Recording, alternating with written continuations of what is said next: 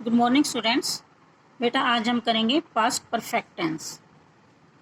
इसमें क्या होता है, जब हम इस सेंटेंस की हिंदी करते हैं जब हम तो लास्ट में क्या था, चुका था, चुके थे, चुकी थी के वर्ड्स आते हैं इसकी ट्रांसलेशन करने पर। तो इसका स्ट्रक्चर कैसे होता है पास्ट परफेक्ट टेंस का, इसको कैसे बनाते हैं। सबसे पहले सब्जेक्ट प्लस हेड। हेड क्या होता है, सभी सब्जेक्ट्स के साथ हेड ही लगेगा, प्लस वर्ब की थर्ड फॉर्म प्लस ऑब्जेक्ट।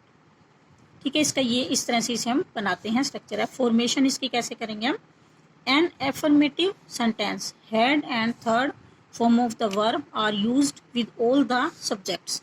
सभी सब्जेक्ट्स के साथ हेड का वर्ब, हेड का यूज होगा, हेड ऑक्सिलरी का। For example, I had already seen Mohan. मैं पहले ही मोहन को देख चुका हूँ।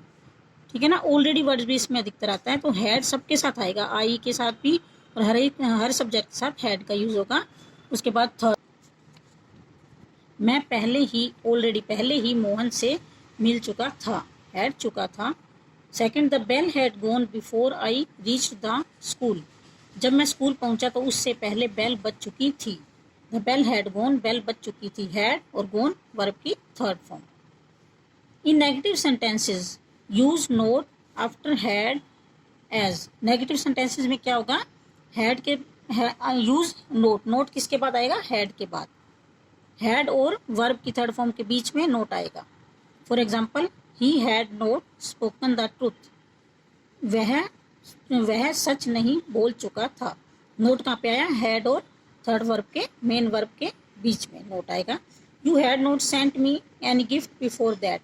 तुम मुझे उससे पहले कोई भी गिफ्ट नहीं भेज चुके थे। हैड नोट सेंट, हैड बीच में नोट और सेंट वर्ब की third form. In interrogative sentences had is put before the subject.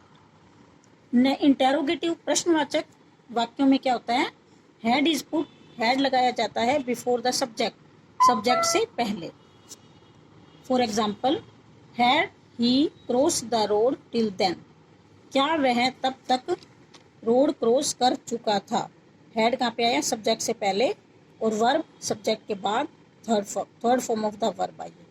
ठीक है, टिल देन जब तक। Second example is had the child slept before her mother केम। क्या जब उसकी मम्मी आई तब तक बच्चा सो चुका था। तो हैड कहाँ पे है, इंटेरोगेटिव, इसलिए हैड वर्ब से पहले और वर्ब की थर्ड फॉर्म साथ, इसके बाद सब्जेक्ट के बाद। और ये WH फैमिली जो होती है, जैसे हु, व्हेन, व्हाई, इनमें क्या होता है, हुज ये पहले आ जाएंगे, फिर सबसे पहले। ठीक है ना, सबसे पहले WH फैमिली के वर्ड, फिर सब्जेक्ट, फिर हैड और फिर वर्ब की थर्ड फॉर्म। पहले सब WH फैमिली वर्ड्स, फिर हैड, फिर सब्जेक्ट, ठीक है, फिर वर्ब की थर्ड फॉर्म। WH फैमिली वाले वर्ड्स अगर यूज होंगे इंटरोगेटिव सेंटेंस में तो ये सबसे पहले आएंगे। इनका यूज कैसे करेंगे, पास्ट परफेक्ट टेंस का यूज देखो। Past perfect tense is used to denote an action which had been completed before another action had begun. उस एक्शन को बताने के लिए जो कि शुरू हो चुका है, जब तक दूसरा एक्शन, दूसरा काम शुरू हो चुका था। ठीक है ना, जो काम है वह भी चल रहा था और दूसरा काम भी शुरू हो चुका था। We went for a walk. हम वॉक के लिए गए। After the train had stopped. जब ट्रेन रुक चुकी थी। ठीक है ना, तो ये काम तो हो गया था कंप्लीट पहले, उसके बाद ये काम किया उन्होंने, मतलब वॉक पर गए। जब ट्रेन रुक चुकी थी उसके बाद वो वॉक पर गए। तो इसमें तो सिंपल पास्ट यूज होगा और इसमें पास्ट परफेक्ट होगा। एक सेंटेंस में पास्ट परफेक्ट होगा, दूसरे पार्ट में इसमें the train had left before I reach the station. जब मैं स्टेशन पर पहुंचा ट्रेन जा चुकी थी।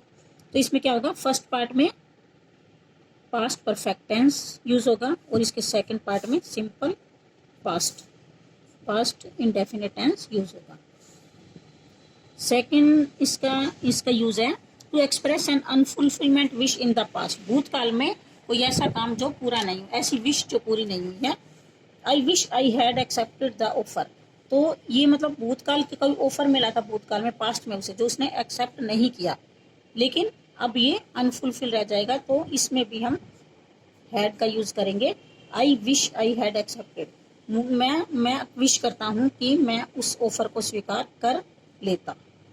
तो ये क्या है, पास्ट की अनफुलफिलमेंट विश के लिए भी हम इसका यूज करते हैं। To denote an action which contains the words. और ऐसे जिन सेंटेंसेस में ऐसे वर्ड्स, जिन एक्शन के साथ ऐसे वर्ड्स यूज होते हैं, उनमें भी पास्ट परफेक्ट टेंस यूज होगा, जैसे already, before, till, since, etcetera.